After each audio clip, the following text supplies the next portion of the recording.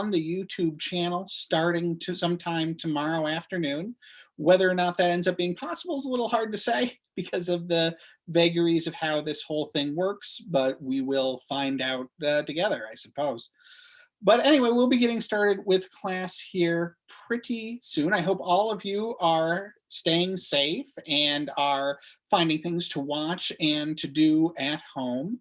If you follow me on Twitter and Facebook and here on YouTube, you will get movie recommendations every weekday. And it's a different movie on Twitter and on Facebook and on YouTube. So if you're looking for stuff to watch, you can follow me there. I'm Movie Man Eric on Facebook and Movie Man Eric 1 on Twitter because I was a little asleep at the wheel when it came to Twitter.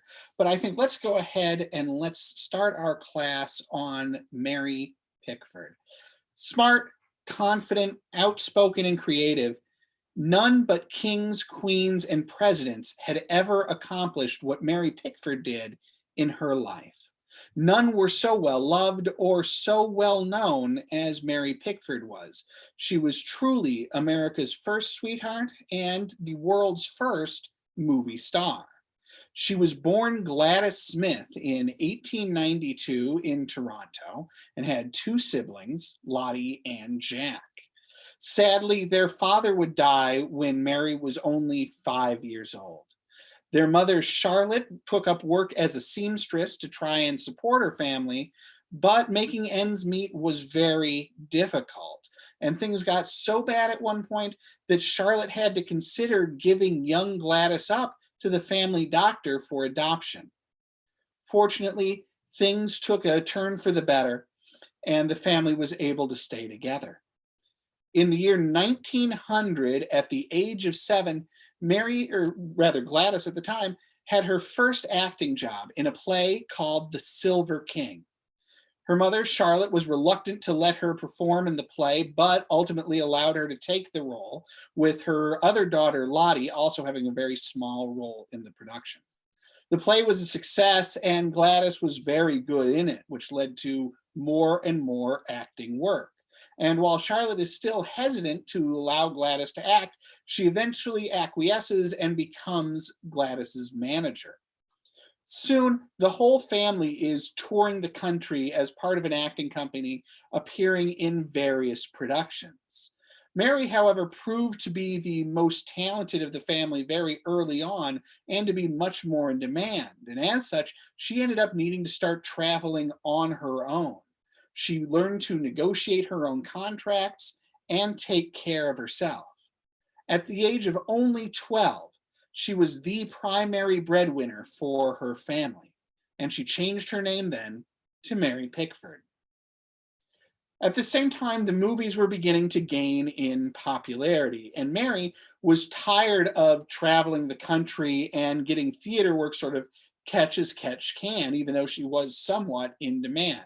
She was looking for more steady and reliable work in a single location. And so she traveled to New York City, which at that time was the heart of the film industry in America. And she walked into the offices of the Biograph Company. She thought that she would receive a job offer on the spot and was furious when she was rejected outright. She began to argue and complain with the staff there. And when a man wandered in off the street, she tried to rope him into the argument too, and began calling the entire movie industry vulgar. It turned out that the man who had walked into the conversation was none other than D.W. Griffith, famous film director and pioneer, and a bigwig at the Biograph Company. He was impressed with Mary and her moxie, and he did indeed end up offering her a job right there on the spot. Griffith offered Mary $5 a day. Mary, however, negotiated that fee up to $10 a day. She was 16 years old. In that first year in the movies, Mary would appear in nearly 100 films. Many of those films are lost today. But with the movies that do still exist, we can already get a sense of young Mary beginning to change the way that silent film acting was done, to pursue more complex roles than many of her peers, and to try and tailor those roles to her own inclinations and her own talents. A good example of that is the 1910 short film Willful Peggy, which was among Mary Pickford's earliest opportunities to really begin to craft a character hand in hand with the director. In Willful Peggy, Mary plays a peasant girl who marries a nobleman. Looking for a way out of the hasty marriage, she runs off with the nobleman's nephew, only to discover that the nephew's intentions are less than noble.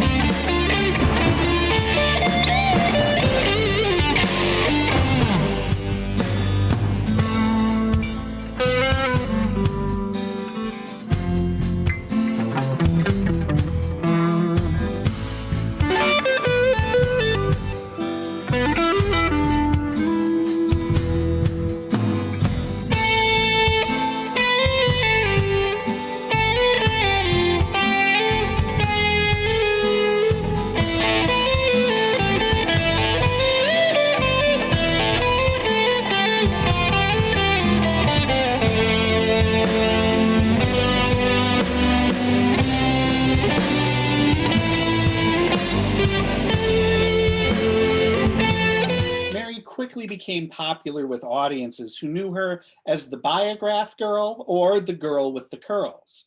This was at a time when studios didn't share the names of the actors in their films. There were no credits, and actors' names were not listed on posters or any other sort of press material. This was because the early movie studios were afraid of any actors or actresses becoming too popular and being able to make demands. As such, early film fans only knew their favorite actors and actresses through seeing them in different films and awarding them nicknames. After Mary was recognized twice in one day, she began to realize that she was becoming more and more popular, and she demanded an increase to $20 a day and gets it. At this time, she's 19 years old. Mary's roles in movies were often as working class women and immigrants, which endeared her to those classes of people and segments of the audience. There weren't a lot of other actresses playing those sorts of parts as the leads in movies and playing them so well as Mary, and she quickly became beloved. A recognition of just how beloved she became was when she became the very first movie actress to have her name on a marquee used to advertise the movies that she was in. In a very real sense, Mary Pickford was the first film actor of any type whose name was known by the audiences who saw her movies. Mary was very successful at Biograph, in no small part because of her naturalistic acting style, which she developed hand in hand with director D.W. Griffith.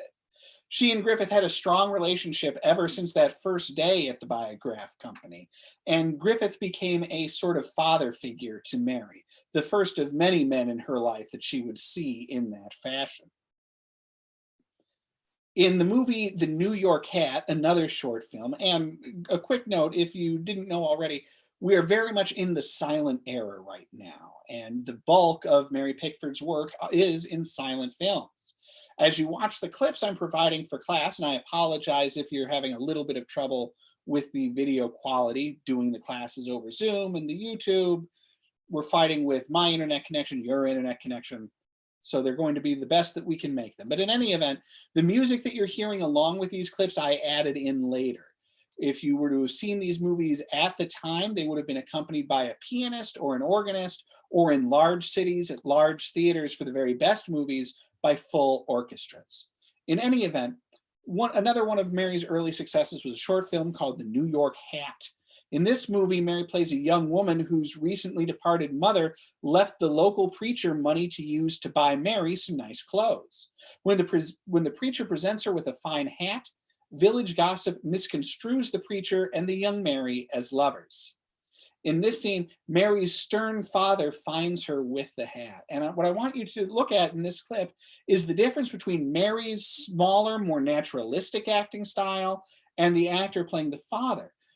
The father actor, like many actors of the time, came from vaudeville and theater acting and were used to using exaggerated expressions and presentation so that their performance could be seen by the back rows of the theater. Mary, however, understood from an early time the power of the camera and of the close-up, and so she dialed back her performances accordingly.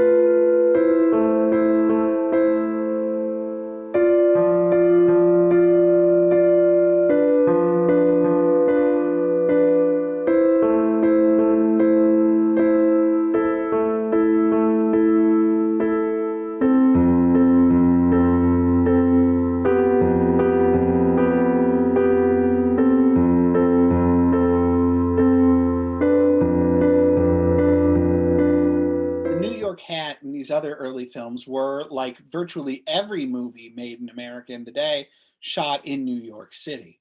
However, the harsh New York winters posed a problem for the film industry. Every winter, film production had to grind to a complete halt, which was cutting into the bottom dollar for the movie studios. That is, until the studio owners began to hear about this little unheard of town in California that had been making the news for its near constant nice weather. It was a little town called Hollywood. And soon the movie studios began a mass exodus, leaving New York behind for Hollywood. The initial studios to make it to California set up their studios not in the buildings we know today, but in vacant lots, which is where the term the studio lot comes from. Oftentimes, these were constructed in fields with the sets just placed in the middle of a field with open roofs so that the producers could use sunlight to light their films. Universal Studios, for instance, started out on the back of a truck across from a chicken farm. Mary accompanied Biograph and all of the other filmmakers to California and began making movies there. One of the other producers who made the journey was a man named Adolf Zucker. who had started a new film studio called the Famous Players Film Company. Zucker's idea was to create what would become known as prestige pictures, sort of big, important, higher quality film productions, and his would be based largely on famous plays and starring famous New York actresses. There was just one problem with that, though. While people in New York were well aware of who these actors and actresses were, people in the rest of the country really had no idea. And so they weren't drawn in by those actors to go see the movies. The obvious solution was for Zucker to hire the most famous movie actor in the world. He offered Mary Pickford a salary of $500 a week and greater control over her films. She eagerly accepted. One of her first films for Zucker's Famous Players Film Company was Tess of Storm Country. In this film, Mary plays Tess, a poor woman who has agreed to raise a wealthier friend's illegitimate child. In this, the climax of the picture, the baby is dying. Tess has brought her to the church for a baptism, but the townsfolk and preacher refuse. All the while, the baby's true mother watches the scene from the front row.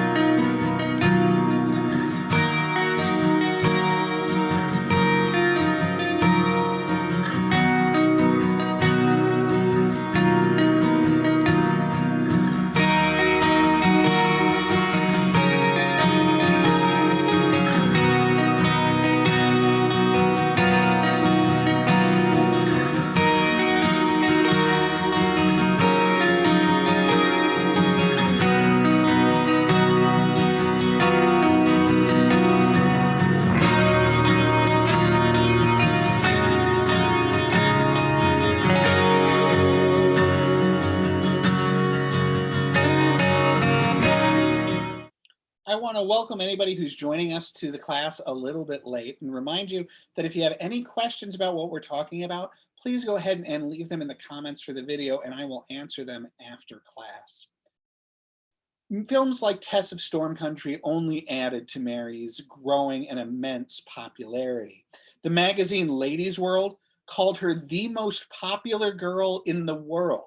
And it was around this time that theater owner David Grauman declared Mary Pickford America's sweetheart because of her place in the hearts of American audiences. This was the very first time the phrase America's sweetheart was used to describe anyone. Mary began to develop a sort of particular screen persona in her movies. While she had largely been playing immigrants and lower class women in her movies, she started with a movie called Poor Little Rich Girl, playing that character type, what became known as the Poor Little Rich Girl. Because Mary was young and so diminutive, not quite 5 feet tall, she could easily play younger women and children. And in Poor Little Rich Girl, she played sort of an impish young woman.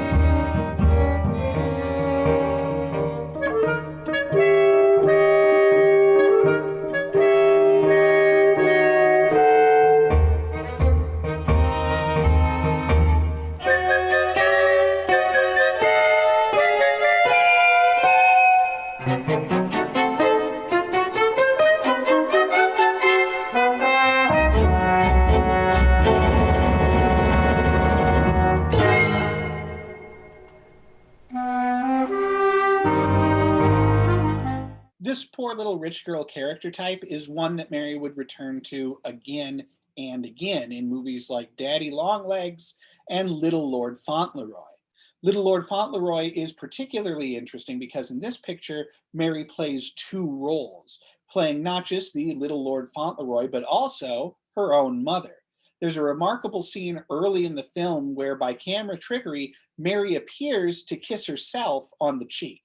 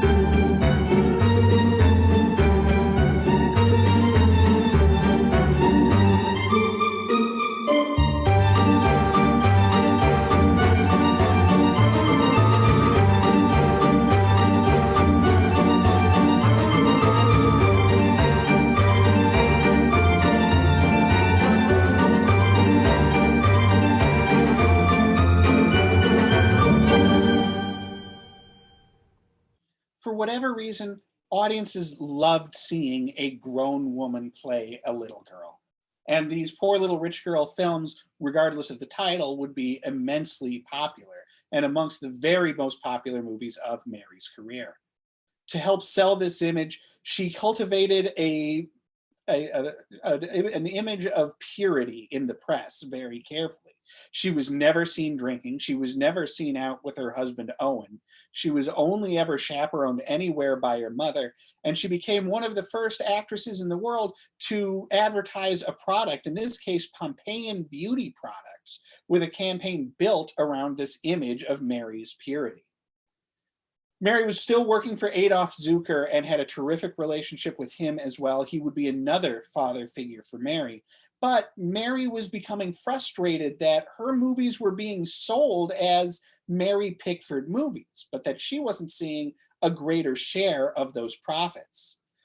To appease Mary, Zukor ultimately created a special sub-company of his company to give her more control and a greater share of the profits. By this time, the First World War is beginning to rage across Europe, and Mary does her part, making films and public appearances for war bonds.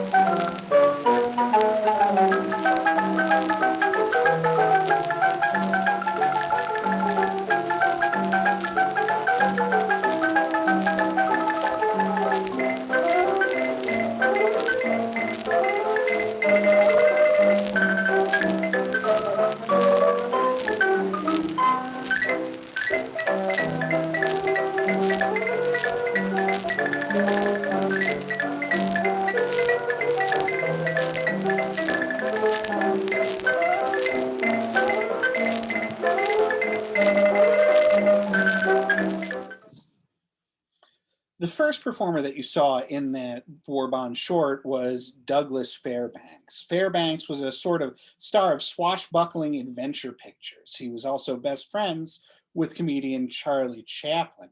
He and Mary had met at a party years earlier, and marriage with Owen was on the rocks. She and Fairbanks fell deeply in love, and it helped that he was already a star in his own right.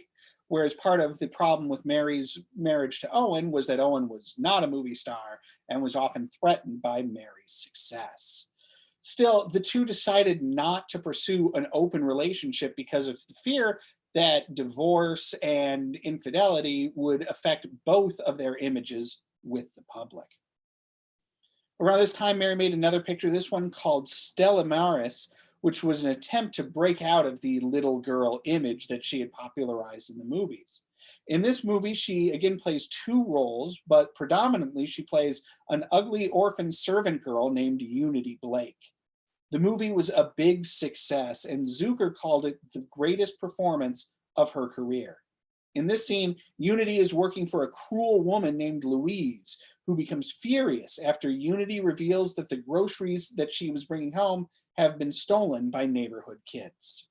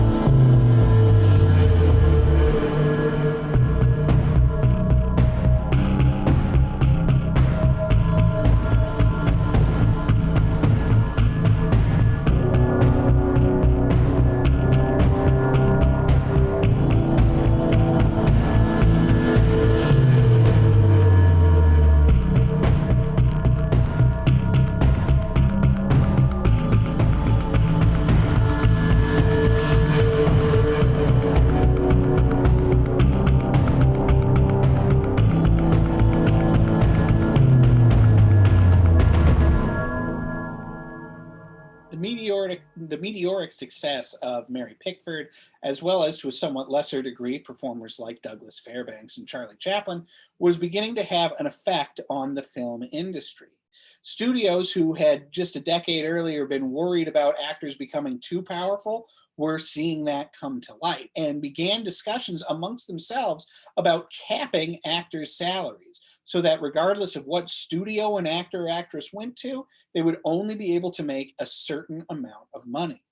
Pickford and her contemporaries were outraged by this planning and decided to take matters into their own hands. Mary, along with Douglas Fairbanks, Charlie Chaplin, Hart, and D.W. Griffith, decided to form their very own movie studio, United Artists, which is still in business today. Ultimately, the Hart would flake, as would Chaplin, as each partner was required to put up $100,000 of their own money to get the studio started. Still, Pickford, Fairbanks, and Griffith remained with the studio. It required constant work from all three to make enough films in a year to keep the company afloat. Over time, it would prove to be a savvy investment and plan, and the studio would begin to attract more and more talent, including silent film stars Buster Keaton and Gloria Swanson. And United Artists would become known as a maker of prestige pictures very much in the way that Adolf Zucker had hoped his studio would be. In order to help secure the success of United Artists, Mary once again returned to the poor little rich girl type for a film version of Pollyanna.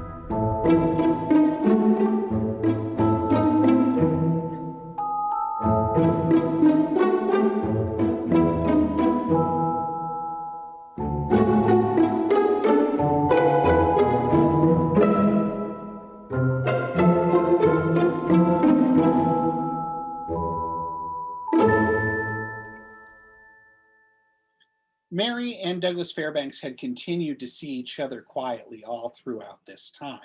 And again, they hadn't pursued things further because they were worried about the damage their relationship might do to their reputations. Still, ultimately, they decided that they were too much in love to continue to see each other secretly and decided to marry, divorcing their respective spouses.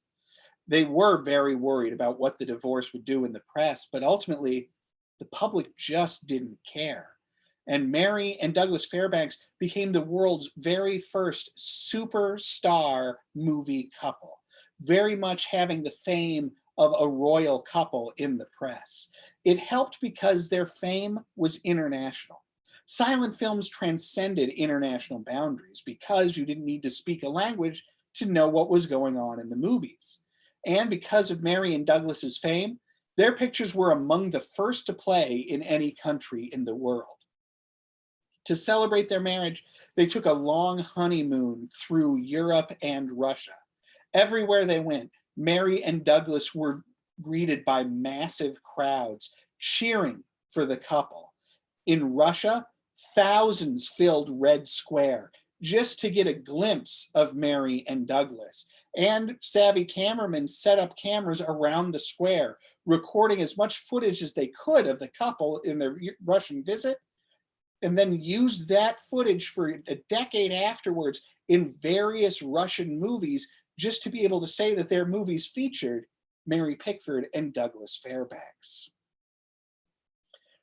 They were so hounded by people and adoring fans that Mary and Douglas wanted to find a place to live where they could have some time alone and be separate from their fans. They decided to build a house together in a small, undeveloped area of California that was remote from Hollywood and which no one had ever heard of. It was a place called Beverly Hills. And the construction of their house there drove more famous actors and other wealthy Americans to begin building their homes in the same area. They called their house Pickfair, a combination of their two names. And in its day, Pickfair was as famous as Buckingham Palace and the White House. During the construction of their driveway, Mary and Douglas's little dog Zorro, who was named for one of Douglas's more popular movies, ran through the wet cement of the driveway. Initially, Mary was furious that the dog had messed up her new driveway, but after a few moments, she realized the gift that Zorro had inadvertently given her. After all, after Zorro passed away, she and Douglas would always have his little paw prints in the cement to remember him by. It was an idea that stuck in her head. And when she was invited to the opening of a new theater owned by Sid Grauman, learned that Grauman was looking for a hook, a way to make people excited about this theater. Mary, while talking to him, suggested that, hey, why don't you have famous actors and actresses come to your theater and put their footprints in the cement outside to be remembered? Grauman loved the idea, and Douglas and Mary were the very first performers to have their feet and handprints enshrined outside of Grauman's new Chinese theater. Not long after that, a new tire company contacted Mary and Douglas. They too were looking for a way to stand out for the crowd. And one way they thought to do it was to deliver a new set of tires to Douglas Fairbanks at his home. There was only one problem. At that time, Pickford and all of Beverly Hills was so remote that they were having a little bit of a trouble figuring out the logistics of not only getting the tires to Pickford, but getting a certain amount of press there to film the event. Once again, Mary had an idea. She suggested, well, hey, instead of driving the tires out to us, why don't you use a blimp? And so the company, Goodyear, developed their first blimp to deliver the tires to Mary and Douglas. Pickford was also a place where Douglas and Mary's celebrity friends could come to visit. Mary was very close friends with aviator Amelia Earhart, and she was a regular fixture at Pickford, as were people like Henry Ford, Princess Margaret, Marconi, Einstein, Katharine Hepburn, and of course, the duo were inseparable with Charlie Chaplin. Mary's career continued to go terrifically throughout this time, and she continued to try and make movies that would break her out of her poor little rich girl image. A good example of this is a movie called Love Light. In this movie, Mary plays a lighthouse keeper whose baby is in the nearby bay on a boat being taken to a new life. When a storm swells and threatens the passengers, including her baby, Mary tries to light the lighthouse lamp, but it's broken, forcing her to take extreme measures to safeguard her child.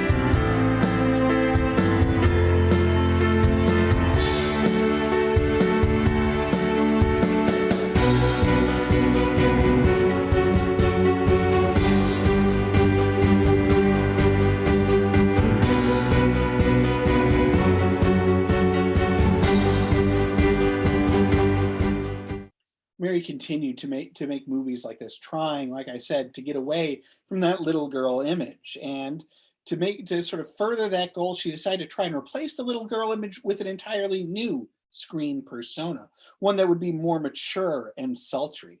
She hired German director Ernst Lubitsch to work with her on a movie called Rosita to make that possible. Lubitsch was a controversial choice. This was only 3 years after World War I, and many Americans were reluctant to hire German professionals to make films.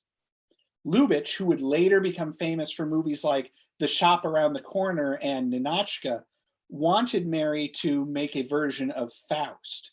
But Mary's mother, Charlotte, who was still very active in her career, didn't agree.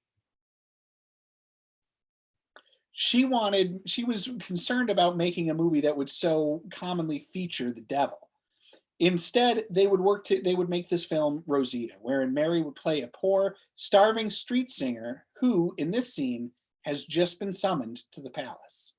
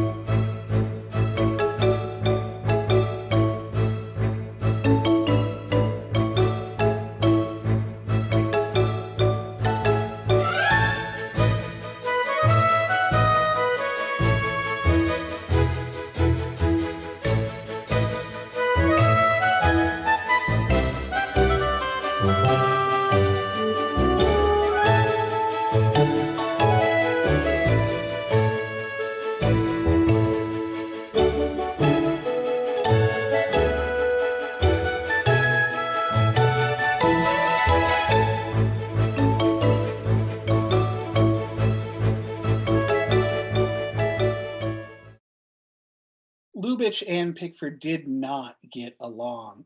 Lubitsch kept pushing Mary to make the character bigger and bawdier, but Mary was reluctant to go that far. The resulting film is a little bit of a mishmash of their competing desires and was not successful.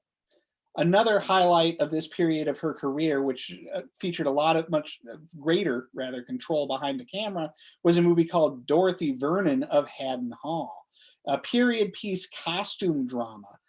The director of this movie was frequently drunk and failed to appear on set. Pickford decided to begin directing sequences in the film herself, including many of the movie's action sequences. It was a big step for Mary to take on that level of responsibility in her pictures, even though she had long been acting as a producer and consulting on the writing, in addition to being the lead actress. Unfortunately, again, audiences didn't really connect, and Mary found herself once again returning to that poor little rich girl role, this time in a movie called Little Annie Rooney, which did at least feature a script written entirely by Mary herself. In 1927, Mary would make her last silent picture. In this one, she would co-star with Buddy Rogers, an actor who had been the star of Wings, the movie to win the very first Academy Award for Best Picture. He fell in love with Mary, just head over heels in love with Mary on set, although at the time she was still married to Douglas Fairbanks.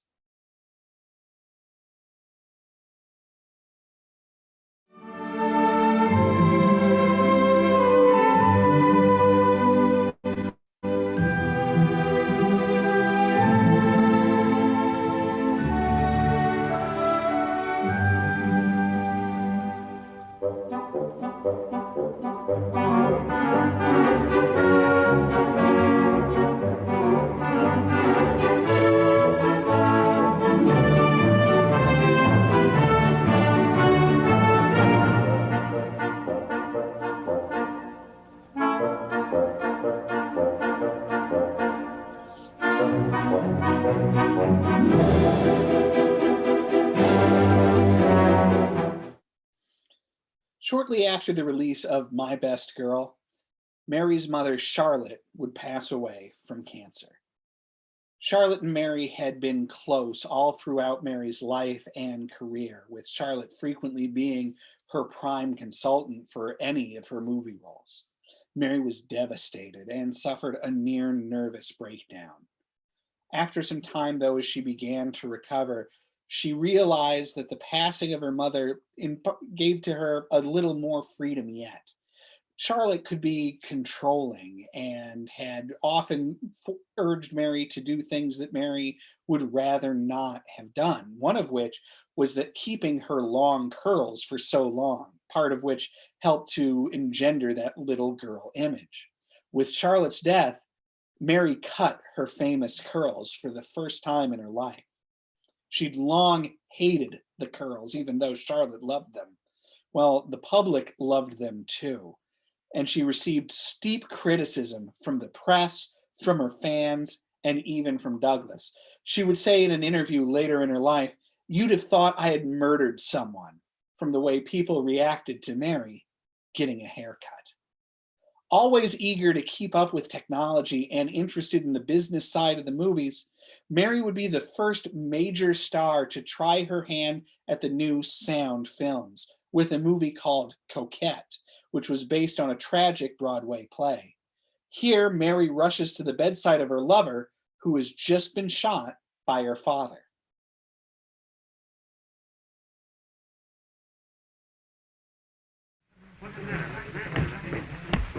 Michael! I'm here, Michael. I'm here. Everything's all right, honey. Everything's all right. Michael, it's Norma. It's Norma, honey. You know it's Norma.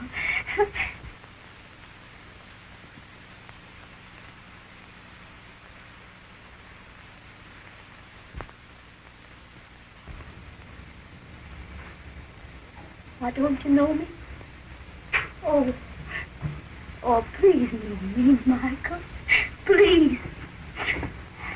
You're going to be all right soon. I'll make you some coffee. You know, you said it was so good.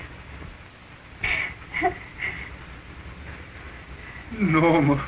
Yes, darling. I'm here. Norma. Yes, dear. When I make some money, and have a little house in the valley. I know, darling. With flowers all around us and big trees. Oh, we're going to be so happy. Coquette would win Mary her very first Academy Award, and indeed the very first Best Actress Academy Award awarded for a sound picture.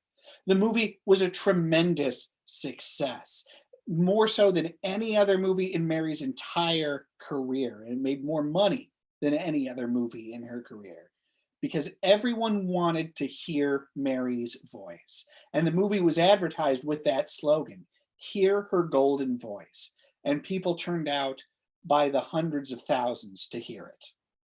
Incidentally, I just told you that Mary won the Academy Award for Best Actress that year. She was one of the 36 founders of the Academy of Motion Pictures Arts and Sciences, which awards the Academy Awards. It was around the same time that Mary, in her role as a production head at United Artists, began to hear about this guy who was interested in combining animation and live action together on screen. She hired him for United Artists, and he, in turn, wanted to return the favor by having Mary star in a new film version of Alice in Wonderland alongside a character that he had just created, a character named Mickey Mouse. The United Artists Board convinced Mary otherwise, in part because Zucker was already at work on his own Alice in Wonderland picture. Mary ended up declining the offer, and Walt Disney, the man she had been working with, pivoted to making a film version of Snow White and the Seven Dwarfs. Still, Walt never forgot the early leg up that Mary gave his career, and he distributed many of his earliest shorts and animated features through United Artists to return the favor. Mary Pickford and Douglas Fairbanks would make their very first movie together during this time, an adaptation of Shakespeare's Taming of the Shrew, with sound.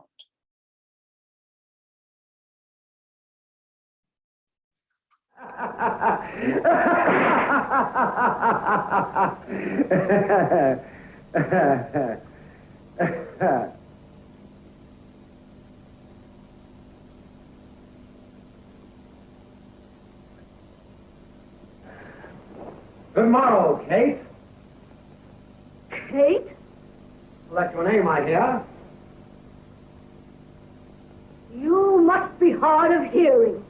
They call me Catherine. Will you talk of me?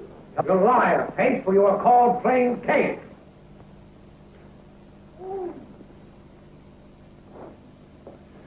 Ah, Kate. Wild Kate. Sometimes Kate's accursed. But Kate, my dainty Kate, the prettiest Kate in Christendom. Oh, Kate of my consolation, have I not heard thy mildest praise in every town, thy virtues spoke of, and thy beauty sounded, yet not so deeply as belongs to thee? Oh, Kate! Oh, no! The sound element of this picture would prove particularly difficult for both Mary and for Douglas, and the making of the film only exacerbated strains that had begun to be created in their marriage. Douglas was regularly late to the set, and he almost never knew his lines. After all, in silent film acting, you didn't really have lines. You could sort of ad-lib what you had to say, and Douglas was a poor memorizer. There were also rumors circulating around the set that Douglas was having an affair. Before the film was fully completed, Douglas ran off to England with Charlie Chaplin and began to pal around with Lady Sylvia Ashley. Pickford, for her part, began seeing Buddy Rogers, her co-star from My Best Girl, who she too had started to feel real affection for. In 1936, she and Douglas would divorce, but the popularity of the couple was still so great that Taming of the Shrew was still pretty successful. Mary would follow Taming of the Shrew with Kiki, an attempt at a musical comedy that would prove to be the worst reviewed movie of Mary's entire career, and then with a movie called Secrets, which would be her last. This movie dealt with infidelity and, ironically, the strength of marriage. It too would lose money. In 1934, seeing her career finally on the wane, Mary retired from acting. Ultimately, she just couldn't maintain her level of popularity, which is hardly surprising. Her level of popularity was so sky high that there really was nowhere to go but down. She had been the world's first movie star, but the public had moved on. To some degree, they still wanted to see her in those little girl roles, but with sound, those little girl roles were only harder and harder to do. She continued to be involved in the day-to-day work at United Artists and became the first female vice president of a movie studio. She would marry Buddy Rogers in 1937, and Buddy would leave acting to find new fame as a big band leader. The duo would adopt 2 children and raise them in their home. Mary founded the Motion Picture Country Home for the Elderly in 1941, a facility which is still going today, which offers a sort of senior living facility for down on their luck motion picture actors during their twilight years. Still, Mary missed her acting career terribly. She bought the rights to all of her films, intending to burn them upon her death, feeling that no future audiences would be interested in seeing silent films and that her performances in them would be seen as an embarrassment. She would be talked out of it by her friend and fellow silent film star Lillian Gish, and instead of burning all of those movies that she had bought the rights to, she donated all of them to the Library of Congress, where they would become the backbone of the Library of Congress's own film collection. In 1976, she would receive an honorary Oscar for her enduring legacy in the film industry, and she would pass away on May the 24th, 1979, at the age of 87. Truly, there had been no one like Mary Pickford before her, and it's hard to imagine anyone since her having the same level of fame as she had. Sure, there are plenty of famous actors and actresses that we can think of today, but Mary was in a class by herself in part because she was by herself. There simply wasn't the same amount of competition. There weren't as many other famous actors and actresses. And so Mary's fame truly was on par with the most famous people who had ever lived. And it's a tragedy that because of the vagaries of popular entertainment and the difficulty in watching many silent films now, that Mary's fame has in many ways been forgotten, even though her legacy endures.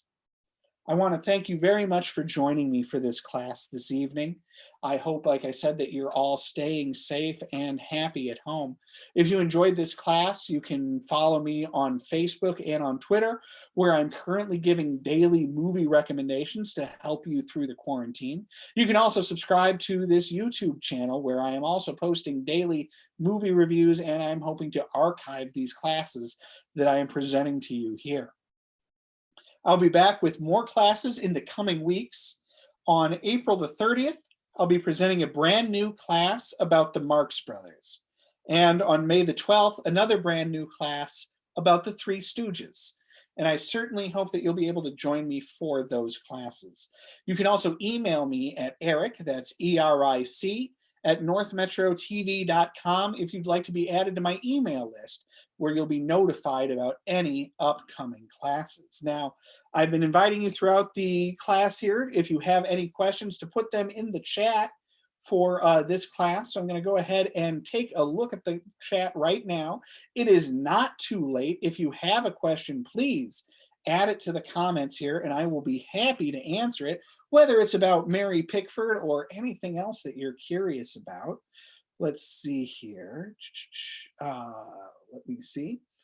Looks like we might have had a little bit of a sound issue. I apologize for that. Let's see. Let me bring up. It is hard for me to monitor all of this stuff at once. So I'm just checking the video here to make sure that we recovered sound. So bear with me for a second while I check that.